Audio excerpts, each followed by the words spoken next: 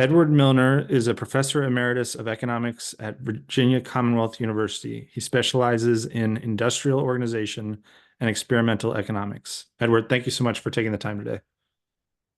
Joe, thank you for having me here. So I'd love to talk to you today about what you see as the best way to approach reducing carbon emissions in our economy. Can you talk about your ideas or thoughts on how we should do that? Sure.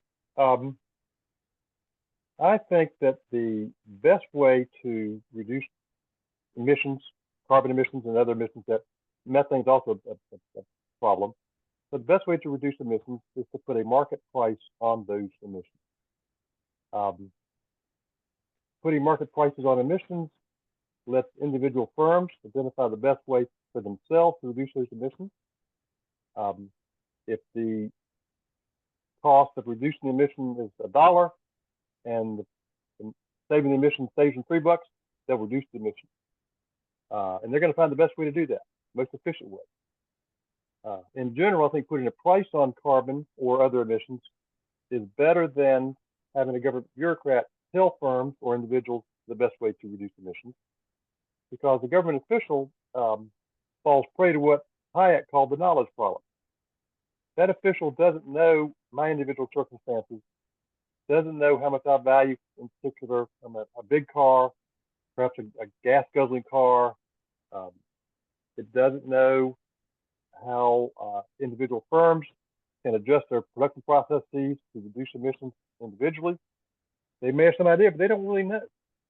But if you put a price on carbon, the individual can decide if the savings of the carbon emissions is more valuable to them than using the carbon than emitting the carbon. That's true for individuals. If I really need a big car or a gas guzzler to haul my kids and my soccer team around, well, I'll pay the tax. It may make me think more about driving kids around. Maybe I'll do fewer soccer trips. That's a good thing. And I'm an individual firm. If I just can't reduce carbon easily, I'll pay the tax, which means people will buy less of my product, which means I'll have to raise prices. And in turn, consumers will buy less of my product, which means I'll emit less carbon. That's a good thing. Putting a price on carbon is, in my opinion, the most efficient way to achieve reduction of carbon or other emissions. So if we're real serious about it, I think we got it. I would highly recommend putting a price. Now, there's a couple ways to put a price on carbon. The method I think is probably the easiest, but it's debatable, is something called a carbon tax or an emissions tax, where somehow the government would create some type of system where if you emit too much carbon as an area or a country, then you, or as a firm, individual, you have to pay extra for the carbon you emit. And it's usually about a pound of emissions. So one way to do this is to give people an allocation, somehow distribute, we'll call them permits. They are called permits. One way to do this is to set how much carbon you want to emit. Let's say it's 100 tons. We allocate those permits to firms or individuals. It's usually done on the firm level. You allocate it to firms. Let's make it really simple. Let's say we're going to impose a carbon tax. And probably the easiest way to do this is captured at the wellhead of the refinery level. So we're going to give each well or refinery a certain number of carbon emission permits. That's going to cap the amount of carbon that can be emitted that year.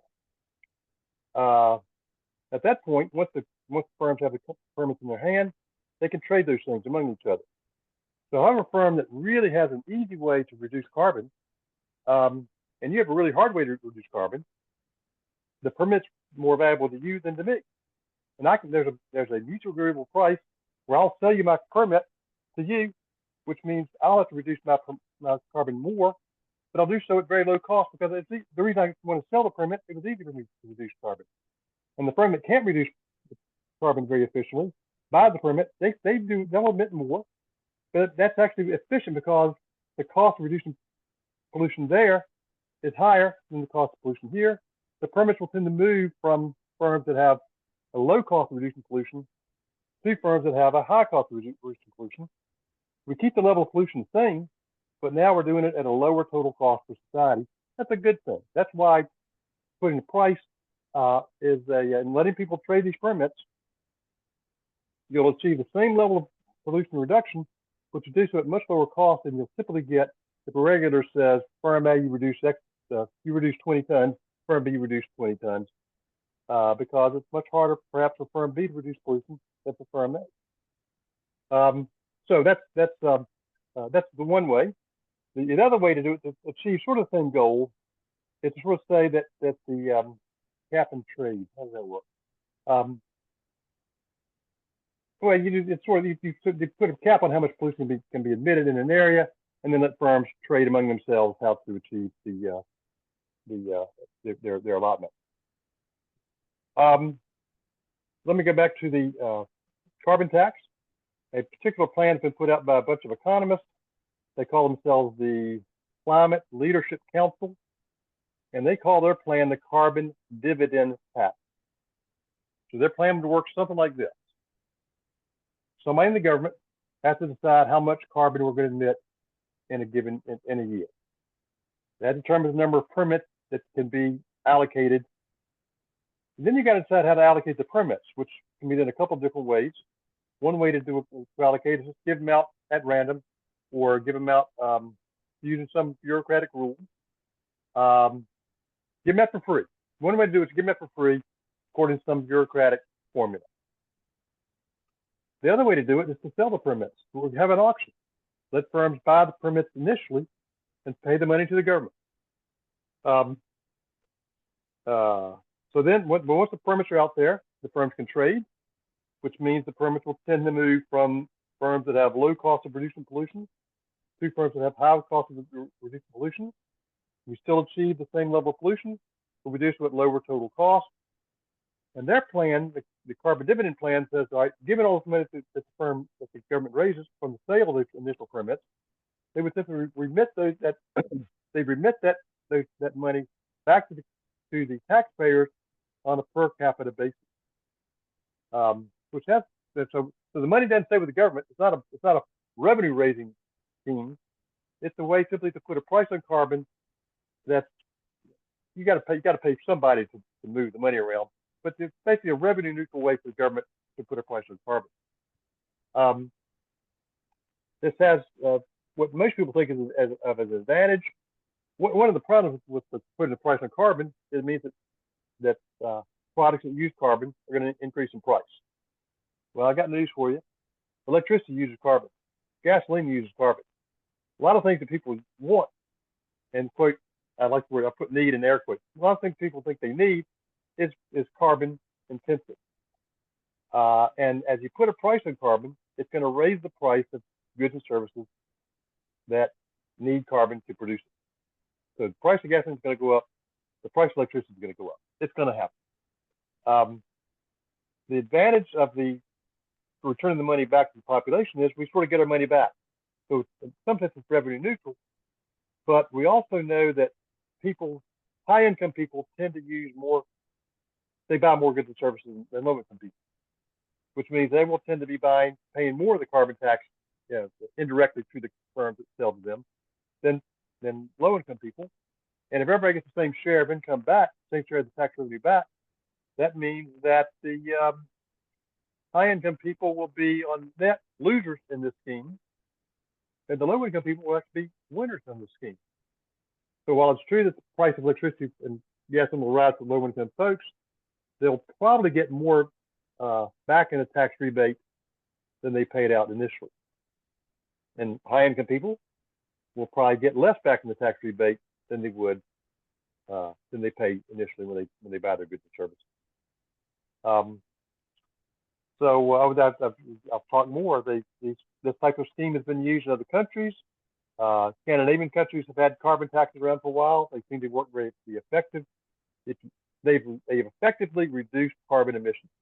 So if the goal is to reduce carbon emissions, it's a great way to do it. The Congressional Budget Office has looked at estimates on what a carbon tax would do. and the numbers were something like, I can't remember the exact figures. I think it was $10 per metric ton or something like that. Carbon, if it put a tax on that $10 per metric ton, it would reduce carbon by 5%, 7% a year. And so that's significant. So if your goal is to reduce carbon emissions, a carbon tax is a great way to do it. So Well, is this do you see this as a national program, or could this be something that a state could accomplish, or even a local municipality, or does it need to be something that's implemented at the national level? the bigger the scope, I think the more effective it is. A problem with doing local in scope is that it does raise costs if we're imposing this on the firms. Okay. Well, you get me thinking now. I guess you'd have. I'll also get a little complicated with the international trade thing. The carbon dividend plan does call for adjustments for international trade, and I'm trying to think which way it goes, and then get into the details. You have to worry about what happens when a product is produced someplace else and then shipped into you. Does that product pay the carbon tax or not? And it gets a little harder to do that with states or local areas. The keeping track of who's coming in and who's coming out makes it more difficult. And if you don't have any, if only your local firms pay the carbon tax, it gives them pretty strong incentive to move just outside your jurisdiction and ship stuff in. So the bigger the scope is, the harder it is for firms to move out of your jurisdiction, the more effective the carbon tax will become. And a problem is if we impose a tax on the United States, and China doesn't have it, it might create an incentive for firms to move to China. That's why the Leadership Council wants to tax products as they come in from overseas. They want to impose a carbon tax on them. They call it an adjustment. And they also it goes the other way. If they're shipping products out to countries that don't have a carbon tax, in order to let our firms, U.S. firms, compete on an equal footing with the domestic firms in other countries that don't pay the tax, I think the plan is to remove the tax when it's shipped overseas. So anything that comes to the United States pays a tax. Anything leaving the United States doesn't pay the tax. So the problem is you could try to do it on the state level, but it's going to get really complicated, really, really hard. So I would say the bigger the better. Yeah. Well, so you mentioned earlier that one of the things, or maybe one of the reasons for doing it this way was that the federal government, or the government in general, doesn't know the specifics about an individual or a firm's activities, and so doing it this way would allow some specificity or granularity. But in that same vein, wouldn't it be difficult for a government to enforce a tax or a dividend program because they don't know the operations of individuals or firms rather well enough to know how much emissions are coming from them? Right. That's a great question. That's why you want to figure out an easy way to monitor carbon. And I think the easiest way to do that is probably to go at the source. Go to wellheads, maybe even refineries. And think about where does carbon first enter our economy? Okay. And find, I don't know, checkpoints, but find the most concentrated areas where the carbon passes through. What's the supply chain where this carbon comes into us? And I think it's probably going to be linked to the refineries. So you simply track how much oil is used at refineries, or how much oil is processed, how much carbon is processed in refineries. You know it's going to go somewhere. Some's going to go to gasoline, some's going to go to fuel oil, some's going to go to lubricant, which I think it does create emissions. But try to identify at the earliest source, try to identify the cheapest, easiest way to identify where the carbon is going to enter our economy and tax it there. So Ed Millner, at that point, it may be, let's say the refineries. The refineries must pay the tax. When they sell oil or natural gas to, maybe the refineries will sell natural gas, but you got to put a separate, you track natural gas a different way. Details matter. So you're tracking natural gas at, you can do it at the pipeline. Pipeline will get you. So I'm talking with, and you're making me think now of the details, but at the pipelines carry natural gas, so tax the pipeline carrier. That's it. We got to cut, at refineries, we tax the oil. So we got a relatively small number of firms that we can track where carbon is entering the economy. So as a refinery pays more for their refine their oil, they're going to pass that cost on to the the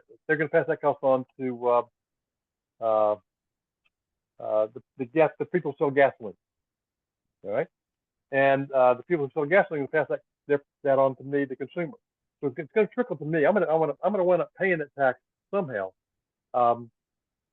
But the beauty is that the refineries now have a strong incentive to get a way to reduce their use of their emission of oil, and the people buying oil are going to pay their way to use less oil. Use less oil means less pollution, and that means I'm going to try to figure a way. How can I reduce my consumption of gasoline? I've got an incentive now to cut back on gasoline consumption. Maybe that small car isn't so bad after all. Maybe that EV looks better than it did before. Maybe this long commute isn't worth it. Perhaps I do. Maybe I'd be better off taking a job a little closer to work, cutting my commute time. Or maybe I'd take another job that's close to here, so I don't have to commute so long. Which of those solutions is the best? I have no idea. And the government bureaucrat didn't know the best idea. But and maybe I like my life. I'm willing to pay it. It's not worth it to me to change my lifestyle. I'll just pay through the nose for my gasoline. That's okay. Because other people are cutting back. Somebody's going to cut back, I guarantee.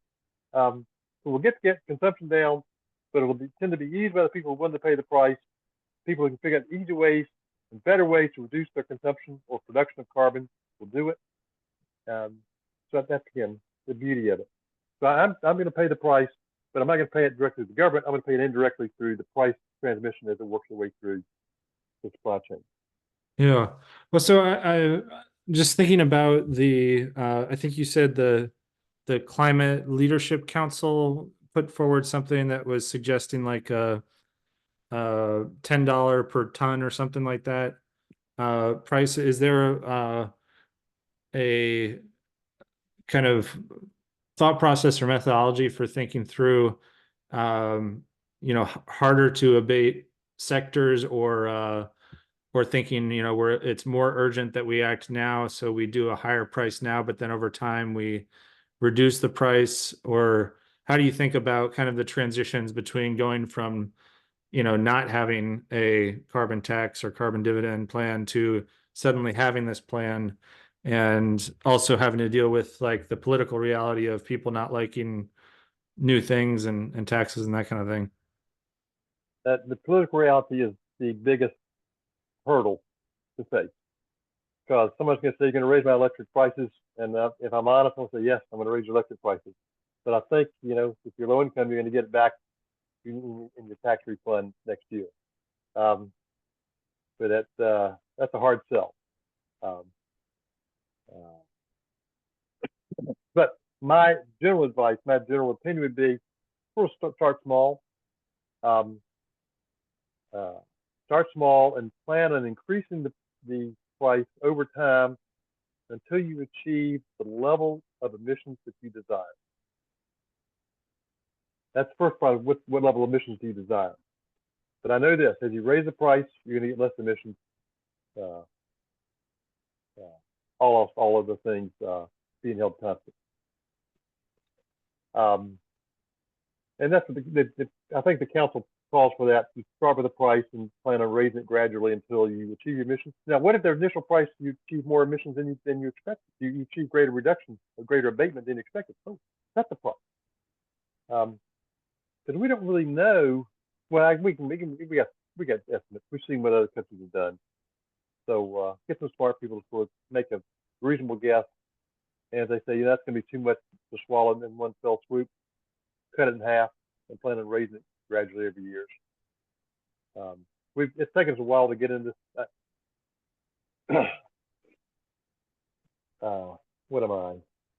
I'm not a climate skeptic, but I think it's taken us a while. Basically what I've read. it's taken us a while to get into this mess. It's going to take us a while to get out of this mess. Yep. So but the sooner we start, the easier it's going to be. So I would say start with a tax that would be um,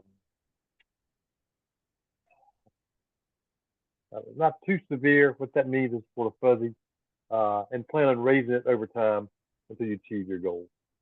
Yeah. But Well, I mean, we're talking about going green. We're talking about reducing emissions. We got all these plans: 2025, 2050, 2030. People, California wants to eliminate gasoline-powered cars by 2035. A gas tax would be a much more efficient way to reduce emissions than eliminating gasoline-powered cars in California. That's, is our EVs that much more efficient than gasoline-powered cars? I'm not even sure about that. It takes a lot of carbon to make these EV cars. So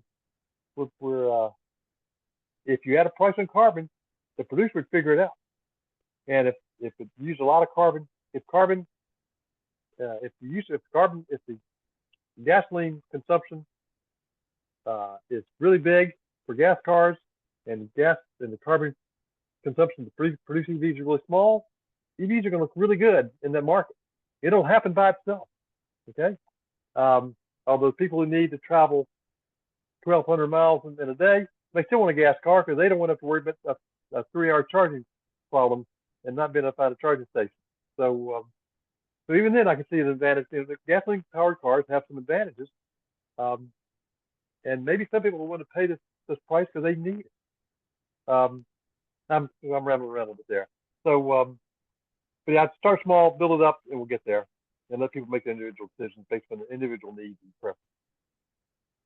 well, Edward, I really appreciate you talking to us about this and taking the time. And I hope we can continue the conversation down the road. I would love that.